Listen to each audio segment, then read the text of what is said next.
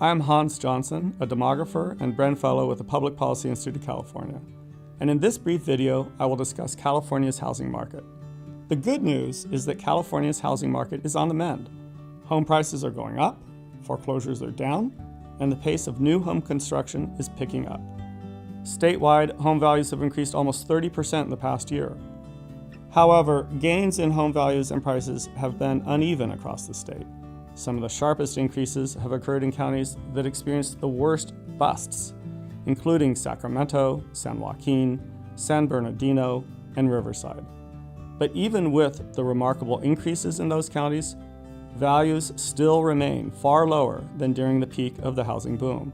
In fact, statewide, in only 3 counties, San Francisco, San Mateo, and Santa Clara, are home values now higher than during the previous boom.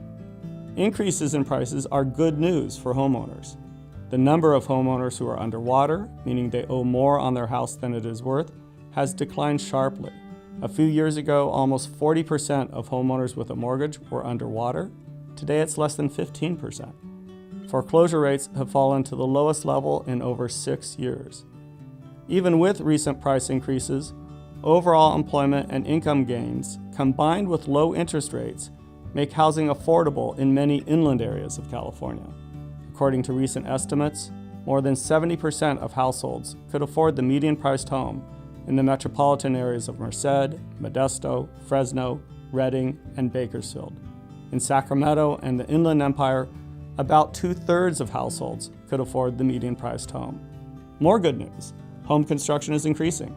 New residential construction permits are on a pace to reach almost 80,000 this year, up from only 33,000 in 2009, but still far lower than the level seen prior to the housing bust. Paradoxically, a housing recovery for some is a housing problem for others, as high rents and increasing prices place housing out of reach for many Californians. Californians already spend disproportionate shares of their incomes on housing. Monthly housing costs are substantially higher in California than in the nation as a whole. For homeowners with mortgages, about 45% higher. For renters, 36% higher. And housing is especially unaffordable in coastal areas. For first-time homebuyers, 5 of the 6 least affordable housing markets in the country are in coastal California. Less than 1/3 of households can afford the median-priced home in the metropolitan areas of San Francisco, Los Angeles, Orange County, Santa Cruz, and San Jose. Moreover, rents are high and rising. 6 of the 10 most expensive large metropolitan rental markets in the United States are in coastal California.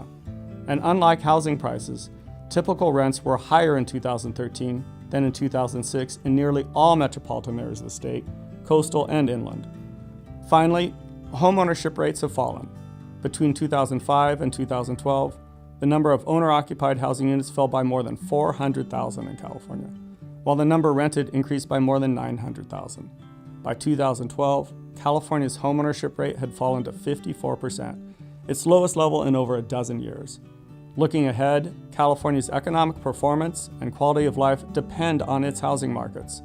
If employment continues to increase, and if interest rates stay low, then we would expect demand for housing to remain strong and see further recovery in the housing market. This means that affordability, especially in key coastal areas, will become an even greater problem. State and local officials should find ways to encourage new housing construction to meet demand and develop programs to provide more affordable housing to more Californians. Thanks for listening.